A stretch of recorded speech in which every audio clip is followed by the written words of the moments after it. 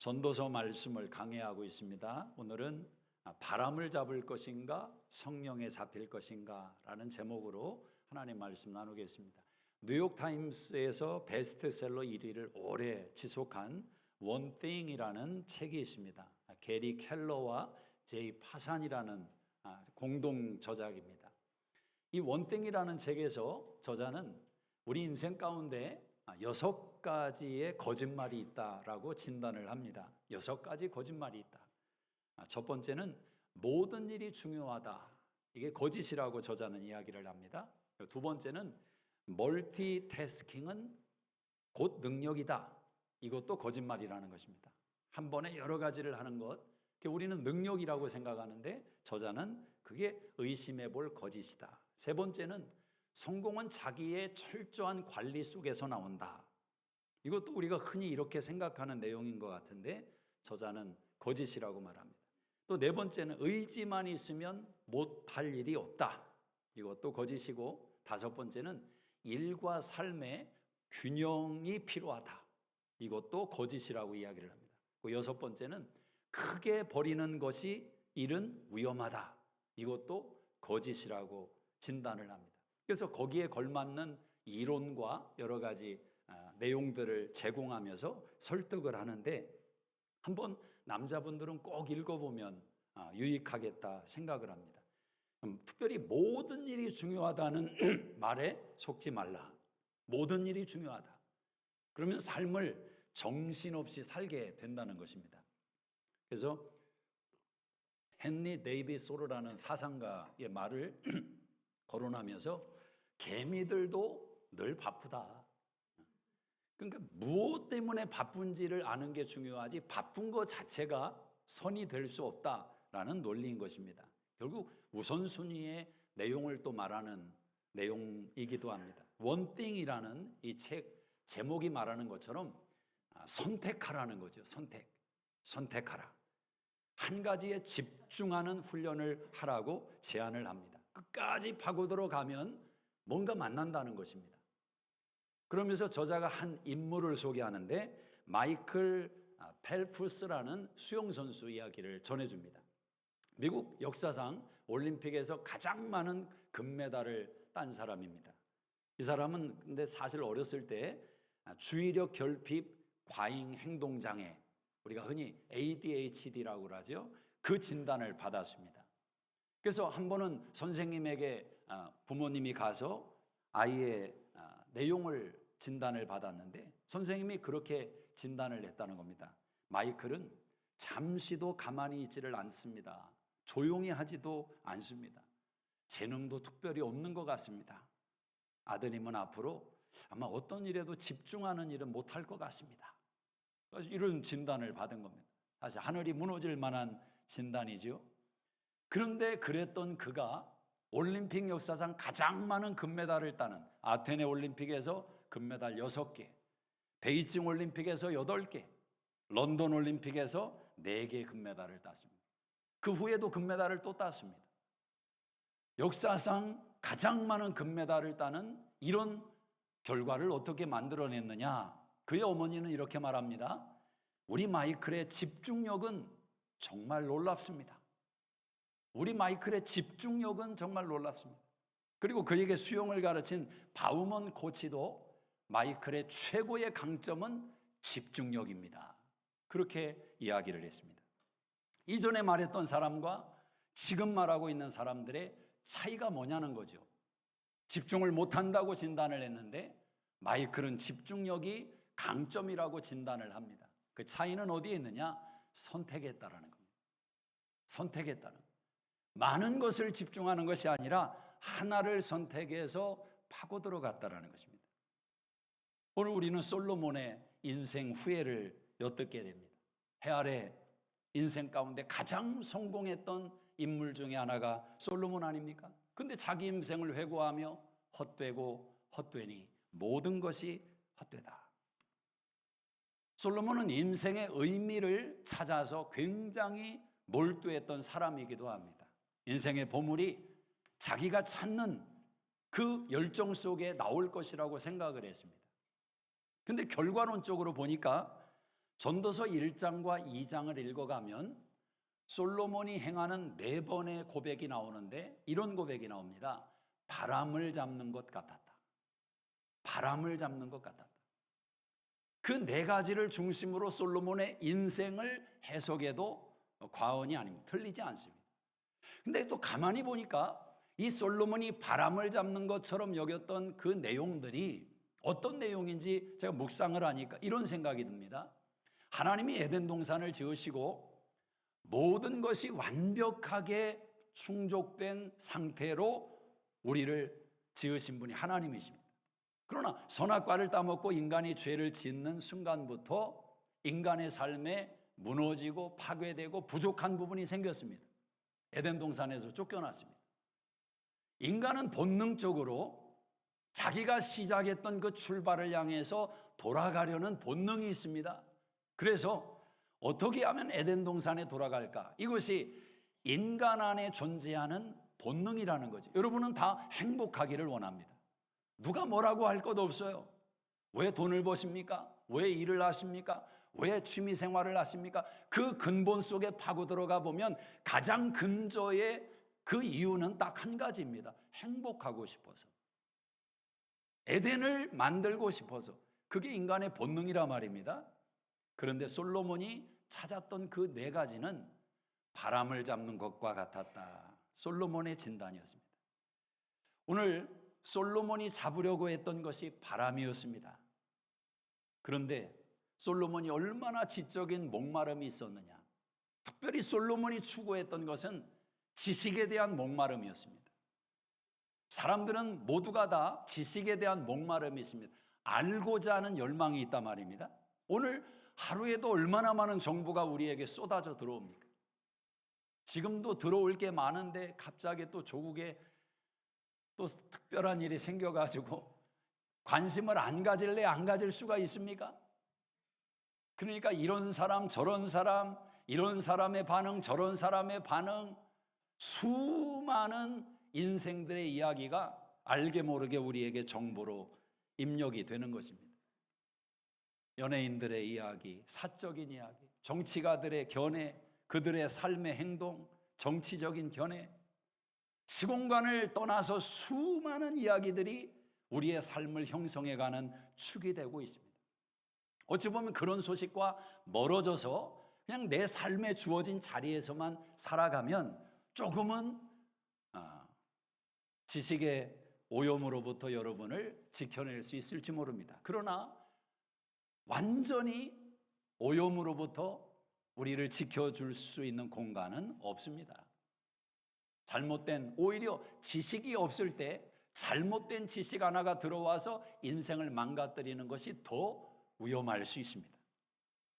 솔로몬은 비상한 왕이었습니다. 지혜가 얼마나 탁월했는지 각 나라에서 솔로몬의 지혜를 들으러 왔는데 자기 돈을 싸 짊어지고 와서 솔로몬 왕이요, 한 번만 나에게 지혜를 주십시오. 이게 솔로몬의 지혜였단 말입니다. 하나의 지혜를 딱 전해주면 인생의 길이 열리고 문제가 펼쳐지지 않습니까? 옛날에 왕이라든지 고위직에 있는 사람들이 저 산속 깊은 곳에 들어가서 돌을 닦고 있는 사람들을 만나려고 했던 이유가 뭡니까? 그들의 지혜를 듣고자 갔던 것 아니겠습니까? 솔로몬에게 그런 일이 벌어졌다는 것입니다. 솔로몬은 지식에 대한 목마름이 누구보다 강렬했습니다. 어느 정도로 지식에 열망이 있었느냐? 13절을 한번 보시죠. 13절 시작. 마음을 다하여 지혜를 써서 하늘 아래에서 행하는 모든 일을 연구하여 살핀즉 이는 괴로운 것이니 하나님이 인생들에게 주사 수고하게 하신 것이라. 솔로몬은 마음을 다해서 지식에 대한 열망을 가졌는데 그의 관심 분야가 어디냐? 특정한 한두 개가 아니라 모든 것에 관심을 가졌어요. 연구했습니다. 그냥 건성건성하는 게 아닙니다. 파고 들어가는 거예요. 그래서 솔로몬이 요즘 시대에 존재했다면 아마 박사학위 여러 개 받았을 겁니다. 모든 분야에 관심이 있었습니다. 그 관심 분야를 파고 들어가서 알아내려 했던 것이 솔로몬이었습니다. 그런데 모든 일을 또 보았다는 것입니다. 관심을 가지고 들어가지요. 모든 것을 보았지요. 그 결과가 뭐냐? 14절을 보십니다. 자세히 읽어야 됩니다. 14절 시작. 내가 해 아래에서 행하는 모든 일을 보았노라. 보라, 모두 다 헛되어 바람을 잡으려는 것이로다. 이게 다른 사람 이야기를 하는 게 아니야. 내 얘기를 하는 겁니다. 내 얘기. 솔로몬이. 여러분, 내 말을 들으세요. 이 말은 내 얘기입니다. 내가 그렇게 했던 사람입니다. 그러니까 검증이 된 이야기란 말이에요. 그 많은 지식을 연구하고 보고 듣고 했는데 결론적으로 가보니 바람을 잡는 인생이었더라. 그리고 그 지식은 솔로몬에게 고민과 번뇌와 짐이 되었다라는 거예요. 짐이 되었다. 솔로몬은 자신이 예루살렘에 있는 어떤 사람보다도 지식의 분야에 우뚝 섰다고 이야기를 합니다. 심지어 그는 15절, 16절을 보세요.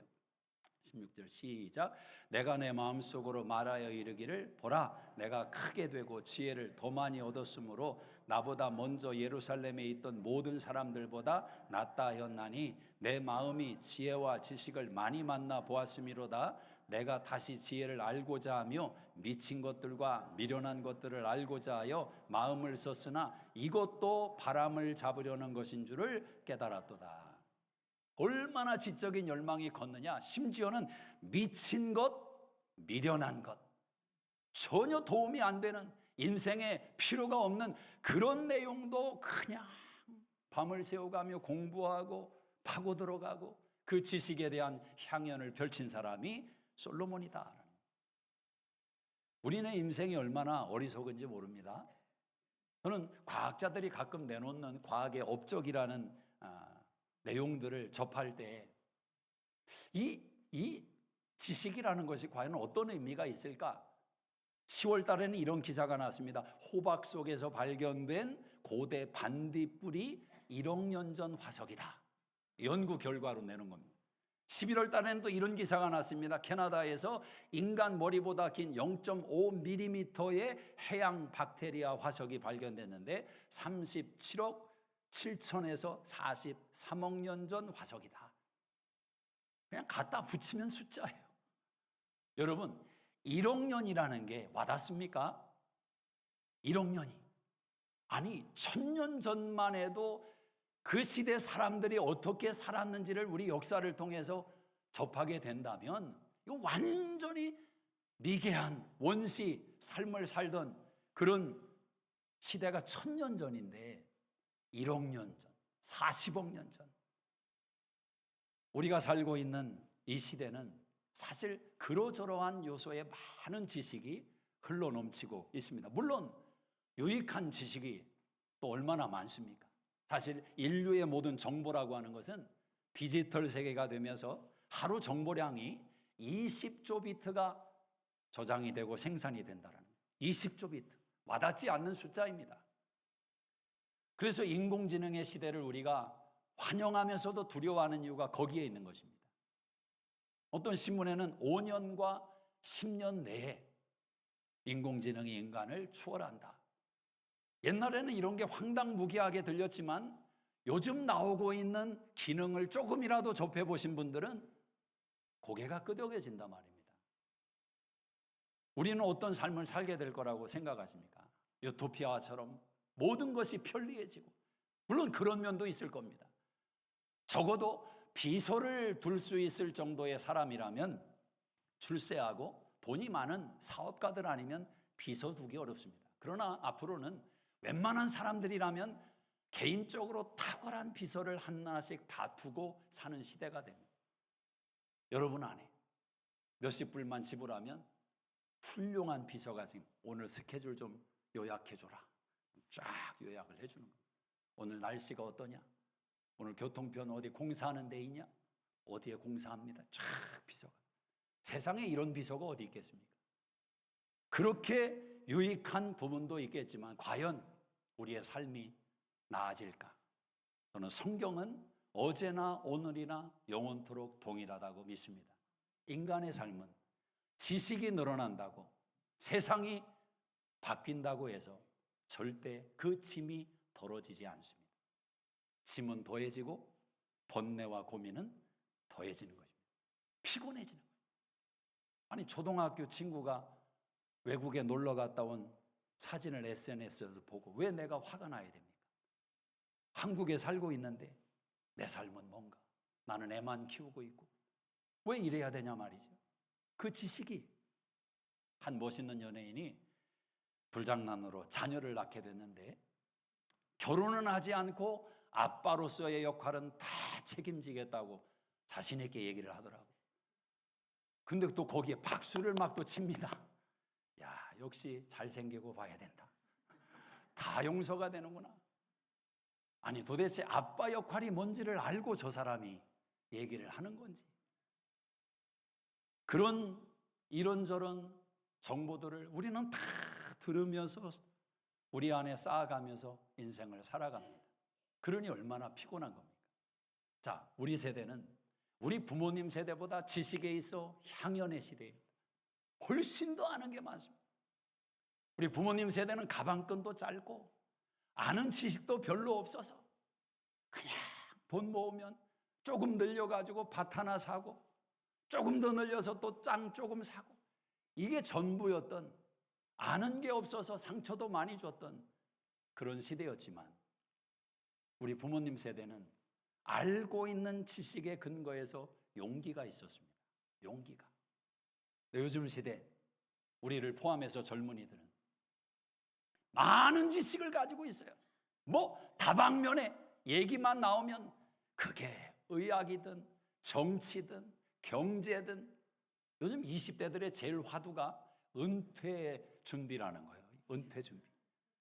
자, 지식이 많이 들어오다 보니까 인지하게 된 거죠. 어떤 면에서는 좋은 거예요. 일찍부터 준비하면 훨씬 더 나은 삶이 되겠죠. 그런데 여러분, 20대부터 은퇴를 고민한다면 좋은 면도 있는 반면에 얼마나 인생이 망가지겠습니까? 염려와 두려움과 번뇌와 도전을 못하는 것입니다. 두려우니까, 용기가 없어요. 알고 있는 지식이 나를 이끌고 가지를 못한단 말입니다. 그건 죽은 지식입니다. 여러분 안에 있는 지식이 용기와 맞닿기를 주의 이름으로 축복합니다. 그 지식이 나를 살려야 참된 지식 아니냐라는 거죠. 정작 인생들이 알아야 될 지식에는 관심을 두지 않는 시대입니다. 지식의 욕망을 추구하면 바람을 잡는 것과 같았다. 솔로몬의 고백이 우리네 고백이 될 수 있습니다. 자, 성경에서 바람이라는 주제를 가지고 예수님께서 중요한 분을 우리에게 소개를 했습니다. 요한복음 3장 8절에 보면 바람이 어디서 불어서 어디로 가는지 알지 못하거늘 성령으로 거듭난 사람도 그렇다. 성령은 보이지 않습니다. 바람도 안 보입니다. 안 보이기 때문에 잡으려고 하는 거죠. 근데 안 잡히는 겁니다. 근데 보이지 않는 성령이 계시다고 이야기를 하면서 그 성령께서 우리를 거듭나게 하신다. 중생하게 하신다.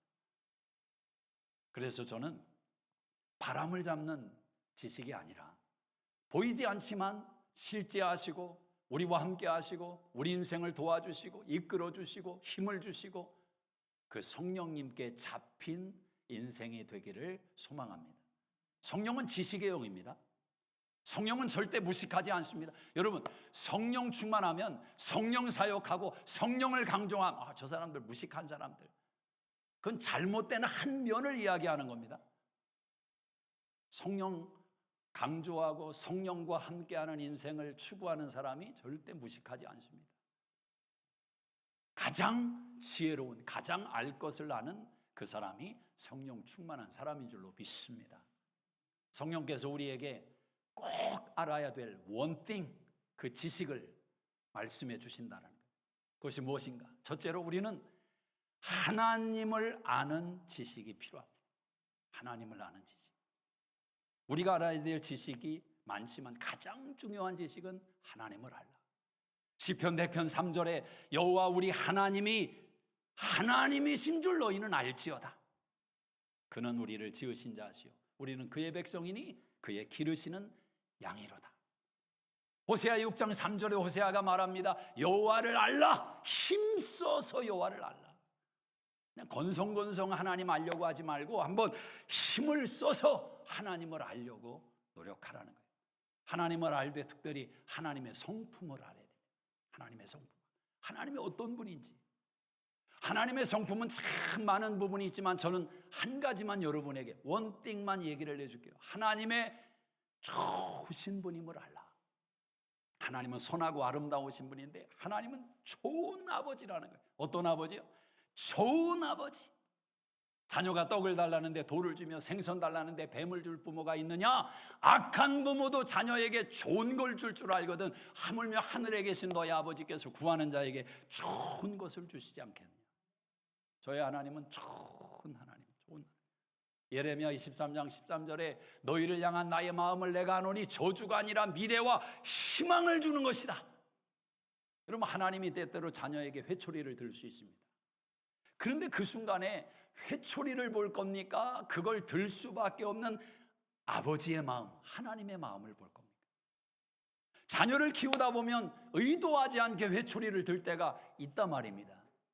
근데 자녀들은 아직 철이 없어서 회초리만 생각하는 거예요. 회초리만. 그러나 철이 들면 회초리를 들 수밖에 없었던 마음을 깨닫게 됩니다. 우리의 신앙이 뭘 볼 거냐는 거죠. 하나님은 좋은 분이다. 때때로 하나님께서 책망도 하시고 심판도 하시고 돌이키라고 하나님이 일하실 때가 있지만 그 저변 속에는 하나님의 좋은 마음이 역사하고 있습니다. 하나님의 걸작품으로 만든 우리에게 하나님은 가장 좋은 것을 예비하셨다. 저는 이 믿음으로 인생을 살아가고 싶습니다. 하나님께서 뭘 예비하셨을까?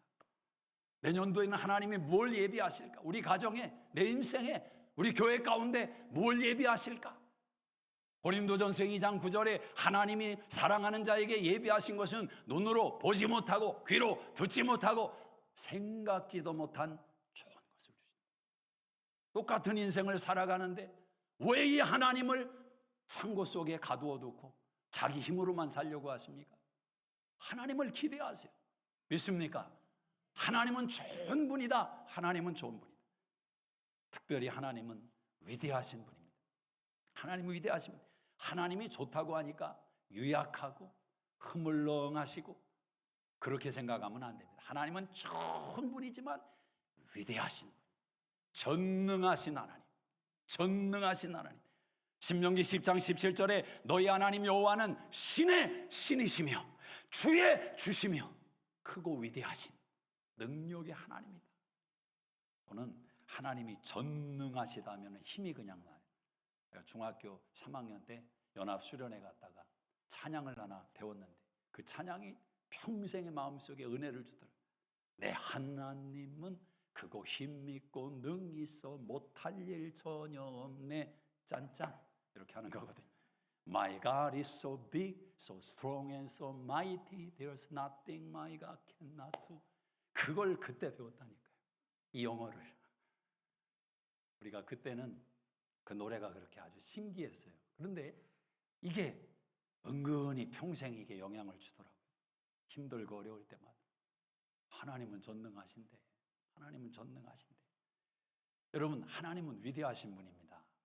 에베소 1장 18절 이하에 사도 바울이 그런 말을 합니다. 너희 마음 눈을 밝히사 그의 부르심의 소망이 무엇이며 성도 안에 그 기업의 영광의 풍성함이 무엇이며 그의 힘의 능력으로 역사하사 죽은 자 가운데서 우리를 살려내신 그 능력의 지극히 크심을 너희가 알기를 원한다. 이 지식을 가지라는 거예요. 하나님이 위대하신 분이다. 하나님이 위대하신 분이다. 여러분, 하나님이 좋은 분이고 하나님이 위대하신 분이라는 지식을 내가 딱 품기 위해서는 우리 안에 버려야 될 지식이 있습니다. 버려야 될 지식. 사도 바울이 빌립보 3장 7절 이하에 내가 무엇이든지 내게 유익하던 것을 내가 예수 그리스도를 위하여 다 해로 여길 뿐더러 모든 것을 해로 여김은 내 주 그리스도 예수를 아는 지식이 가장 고상함을 인합니다. 다 배설물로 여긴다는 거예요. 모든 지식을. 물론 이 말을 오해하지는 마십시오. 바울의 이 말이 공부하지 마라, 책 읽지 마, 학교 다니지 마, 그거 다 쓸모없는 거야, 그거 다 배설물 같은 거야, 그런 말을 하고 있는 게 아닙니다. 사도 바울이야말로 지식의 사람이었습니다. 얼마나 많은 지식이 출중했던 사람이에요. 그런데 바울이 이런 말을 하는 것은 내가 예수를 만나고 보니까, 예수를 알고 보니까 내가 붙들고 살았던 그 모든 지식이라고 하는 것이 배설물 같더라. 다 바람 잡는 거였다. 그렇게 비교하고 있는 것입니다. 오늘 저와 여러분의 인생 가운데 이 원땡이 있기를 주의 이름으로 축복합니다. 버리고 선택하고 집중할 필요가 있습니다.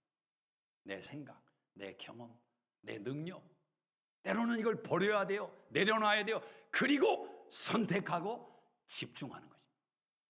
하나님을 알라. 하나님. 두 번째는 자신을 알아야 됩니다. 누구를 알아요? 자신을.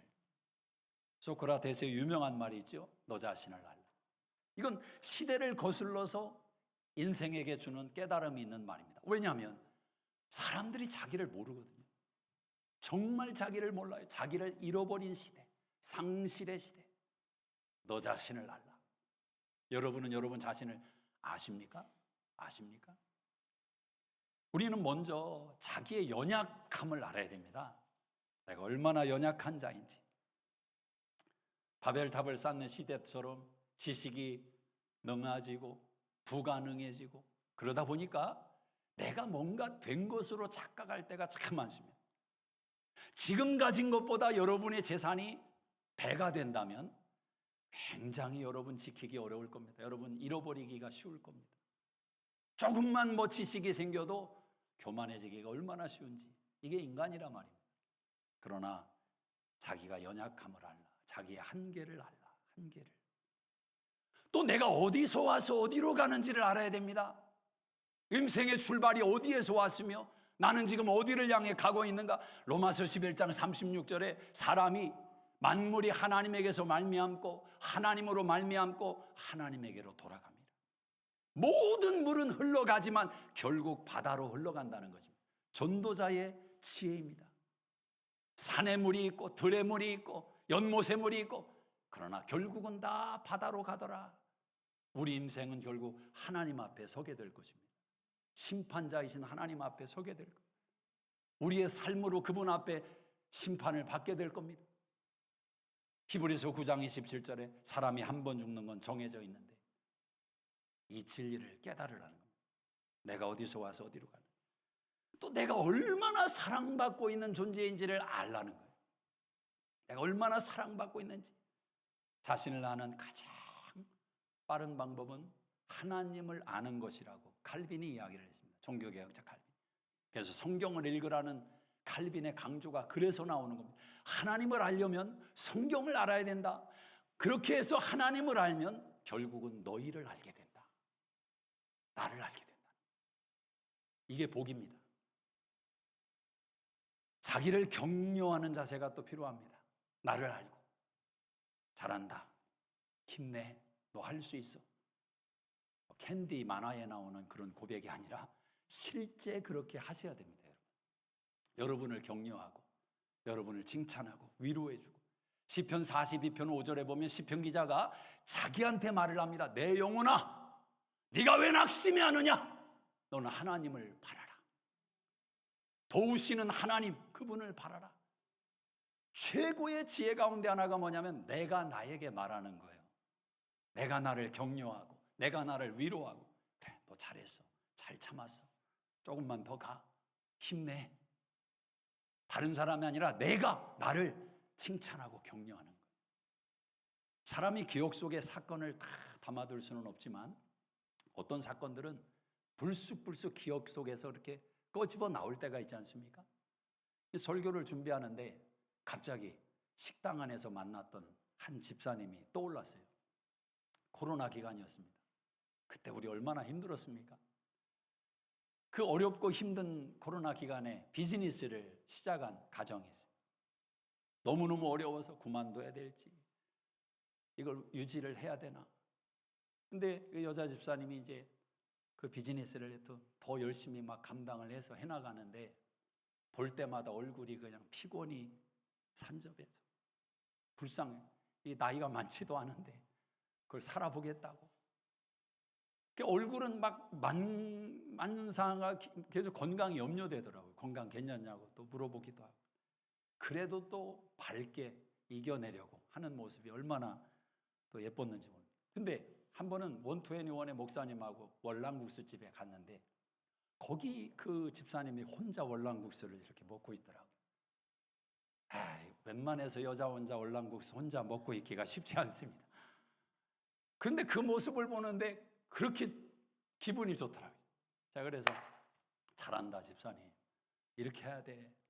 시간 조금 남는 시간에 자기를 격려하기 위해서 먹고 싶은 월남국수 식당 하는 사람이 먹으러 온 거예요.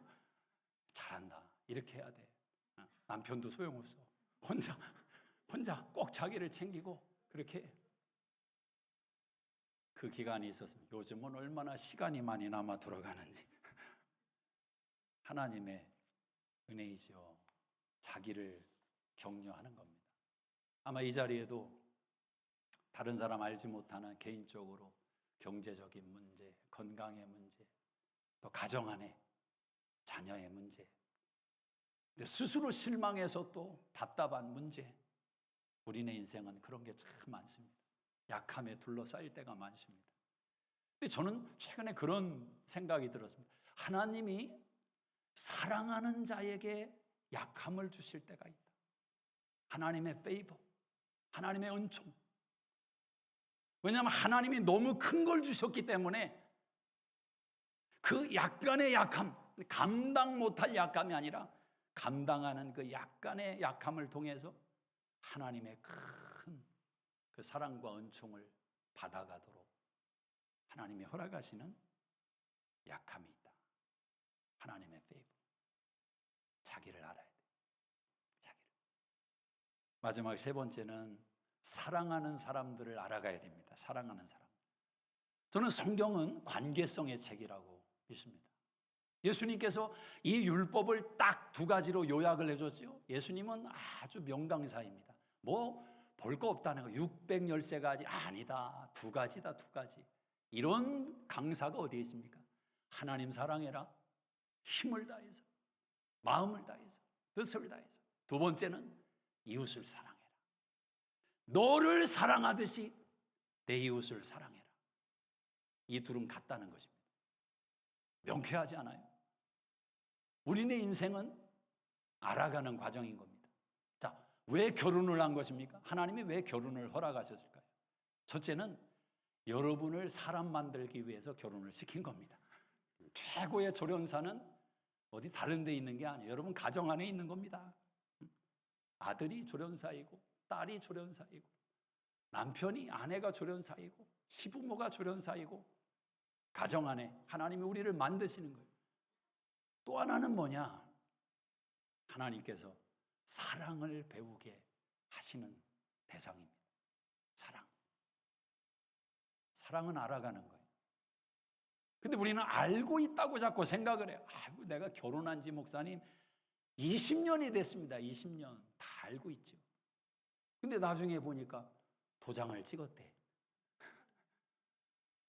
아니, 그게 아는 겁니까? 전혀 몰랐다는 거예요. 이런 사람인 줄 전혀 몰랐다는 거예요. 그게 정답이에요. 몰랐어요. 여러분이 알고 있다는 생각이 교만입니다. 구약에서 하나님을 안다라는 단어는 야다라는 단어인데 이 단어는 부부간의 침실의 용어입니다. 그러니까 하나님을 어느 정도로 알아야 되느냐? 그냥 건성건성 일주일에 한 번 성경책 폈다가 또 책장에다가 그냥 뒀다가 교회 올 때 먼지 한번 털어주는, 그래서는요 절대로 하나님 알 수 없습니다. 힘을 써야 돼요. 애를 써야 돼요. 나를 아는 것도 하물며 이웃이겠습니까? 하물며 더 힘을 쓰라는 알기 위해서. 폴 트루니에라는 아주 유명했던 기독교의 큰 거장인 사람이 있습니다. 이분이 서로를 이해하기 위하여라는 책을 지었습니다. 이 책에서 이분은 서로를 이해하기 위한 열망이 있어야 되고 그것을 추구해야 하고 자발적인 의지가 있어야 된다. 그래서 서로를 이해하기 위해서 자발적으로 열정을 쏟으라는 거예요. 더 알기 위해서. 와닿더라고요. 내가 안다라는 것에서 조금 더 나간 것이 이해입니다. 이해가 훨씬 더 깊은 사랑입니다. 왜냐하면 이해하면 이해가 되잖아요. 아는 건 오해가 될 때가 많습니다. 내가 알고 있는데 이거랑 틀려 오해가 되고 비난이 돼요. 그러나 아는 것이 이해 수준으로 가면 그래, 힘을 얻어요. 지식이, 사랑이 있기 때문에. 근데 그 이해도 그냥 되는 게 아니라 자발적으로 힘을 써서. 근데 이분이 그런 이야기를 합니다. 자기를 표현해라, 서로 용서해라, 타인의 차이점 이해해라, 그런 많은 가르침이 있지만 결론은 이거예요. 온전한 이해는 예수 그리스도에게 복종할 때만 가능하다. 예수에게 복종할 때만 온전한 이해가 가능하다. 내 힘으로 이해하는 것은 바닥날 수 있어요. 그러나 예수님에게 복종하면, 주님, 내가 뭐라고? 주님 나를 위해서 십자가에 달려 죽으셨는데, 나를 그렇게 기다려 주셨는데 내가 뭐라고? 이게 엄청난 파워가 나오는 것입니다. 인생은 저글링으로 묘사할 수도 있을지 모르겠습니다. 우리가 저글링 있잖아요. 이렇게 공을 돌리는. 제가 2-3개까지는 연습해서 이렇게 해봤어요. 여러분 해보셨습니까? 근데 인생의 저글링은 공이 처음에는 하나였는데 살다 보면 자꾸 늘어납니다. 그죠? 일 안 하고 살 수 있습니까? 더 가족도 챙겨야지. 열심히 일하고 왔다고 와이프가 그냥 할렐루야, 여보 오세요, 발 닦아줄게요, 식사하세요, 가서 쉬세요, 아무것도 하지 마세요, 하루 종일 일했으니까. 이런 여자는 동서구구말이 없습니다. 왜 집에 들어와서 애를 안 보냐고, 도와달라고. 그게 또 틀린 말도 아니고 서로 다 힘들거든요. 나만 힘들다, 이게 어디에 있어요? 가족도 챙겨야 돼요. 또 취미 생활도 해야지. 또 뭐 여러 가지, 왜 이렇게 많아요? 주변 사람도 챙겨야 돼. 신앙 생활에 공이 막 늘어나는 거예요. 처음에는 이게 잘 돌아갔는데 공이 하나씩 하나씩 더 늘어나다 보니까 어떤 일이 생기느냐? 뚝 떨어질 때가 생겨요. 떨어져. 갑자기 직장에서 레이업을 당합니다. 병원에 진찰 받으러 갔는데 갑자기 병이 있다고 진단을 받고, 갑자기 애가 속을 안 썩이던 애가 머리를 노랗게 물들이고 이상한 짓을, 공이 떨어진다. 그러나 그래도 다행인 것은 떨어진 공이 어떻게 됩니까? 바운드가 돼요. 다시 올라와요. 한번 떨어질 수는 있지만 또 잡아서 돌리면 돼요. 밑에 있으면 주워서 돌리면 돼요. 근데 어떤 경우에는 떨어졌는데 바운드 되는 게 아니라 유리처럼 팍 깨지는 공이 있어요. 어찌 보면 그게 우리 인생의 원띵이었을지 모릅니다. 그때는 몰랐죠. 하나님을 알라, 나를 알라, 사랑하는 이웃을 알라. 이 3가지의 지식을 묶어가지고 섞어서, 비빔밥처럼 섞어서 하나의 가래떡을, 하나의 지식을 쭉 뽑아내면 오늘 우리에게 이 지식이 필요합니다. 원띵. 그것은 바로 하나님이 나를 아신다라는 것입니다. 하나님이 나를 아신다. 가장 스펙타클한 인생을 살았던 다윗이 시편 139편에 그렇게 고백을 합니다. 나의 앉고 일어섬을 아시며 멀리서도 나의 생각을 밝히 아시며 나의 행하는 모든 행위를 아시며 내 입에서 나오는 혀의 말을 하나도 알지 못하시는 것이 없는 하나님. 다윗은 그 말을 하고 싶었던 거죠. 하나님이 나를 아신다. 너무 힘들고 장인이 죽이려고 사울왕이 삼촌을 데리고 쫓아다니니 굴에도 숨어보고 들판에서 잠도 자보고 이 하루 이틀이지. 하나님 언제까지 내가 이런 인생을 살아야 됩니까?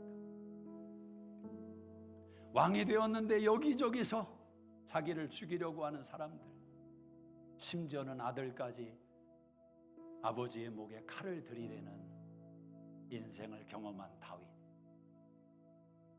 우리라면 벌써 수백 번 목숨 끊었지 않습니까? 그러나 다윗은 자기의 수명을, 하나님이 주신 수명을 다 살아냅니다. 마지막까지. 그는 원띵이 있었어요. 원띵. God knows me. 하나님이 나를 아신다. 여러분 마음 아세요? 두려움도 아시고 그 염려도 아시고, 특별히 우리 정원 집사, 오장로님 병도 아세요. 다 아세요. 저는 평생에 그 지식이 우리의 인생의 최고의 원띵이 되기를 주의 이름으로 축복합니다. 기도하겠습니다. 우리 자리에서 한번 일어나시겠습니다. 조용히